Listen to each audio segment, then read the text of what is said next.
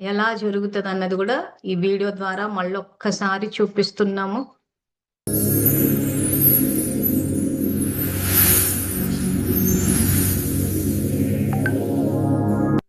మీకు అర్థం కావడం కోసమని పిక్చరైజేషన్ చేసి చూపిస్తున్నాం.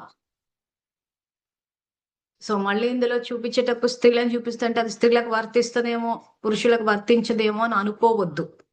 పిక్చరైజేషన్ చేసేటప్పుడు కొన్ని అర్థం కావాలన్నట్టు చేస్తాం. ప్లస్ ఇలా యెల్లో కలర్ కింద అంటే కంటికి కనిపించేటట్టు ఏది ఉండదు. కానీ ఆ దైవికి ఇప్పుడు మన ఆలోచన ఉంది.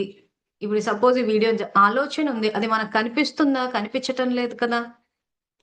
సపోజ్ మనం భయపడ్డాం అనుకోండి. ఆ భయం మనకు కనిపిస్తుందా? అనుభవంలోకొస్తుంది. సపోజ్ మనం శాంతిని అనుభవం చేసాం అనుకోండి. అది కనిపిస్తుందా? అనుభవంలోకొస్తుంది. ఇది అంతే. సో, భగవంతుని కిరణాలు కూడా మనం ఎప్పుడైతే కనెక్ట్ అవుతామో, అప్పుడు మనలోకి ఆ యొక్క దివ్య కిరణాలు, ఆ శక్తి మనలోకొస్తుంది. సో, ఏమీ కనిపించట్లేదు గదా! ఏం జరుగుతుందా అని అనుకోవద్దు.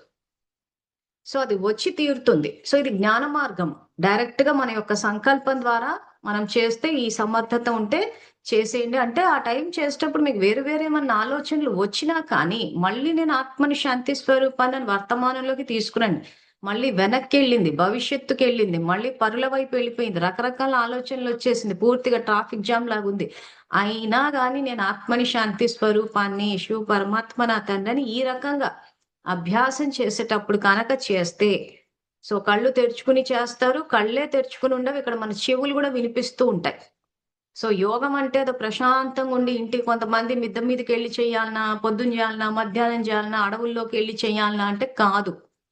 మనం గృహస్థులోనే ఉంటాము. మనుషుల మాటలు వినిపిస్తాయి, కనిపిస్తాయి. కానీ మన బుద్ధిని స్థిరంగా పెట్టే అభ్యాసం మనం ఇక్కడ చేస్తున్నాం.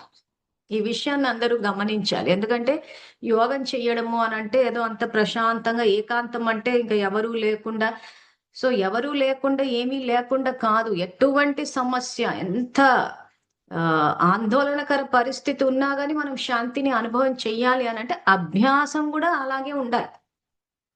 అంటే కొంత ప్రిపరేషన్ ఇది కాబట్టి, కొంచెం ప్లేస్ చూసుకొని అట్లంతా చేయండి గానీ, యాక్చువల్‌గా సహజంగా. అంటే ఇప్పుడు మనం కార్ డ్రైవింగ్, వెహికల్ డ్రైవింగ్ చేసేటప్పుడు, నేర్చుకునేటప్పుడు ఏం చేస్తాము?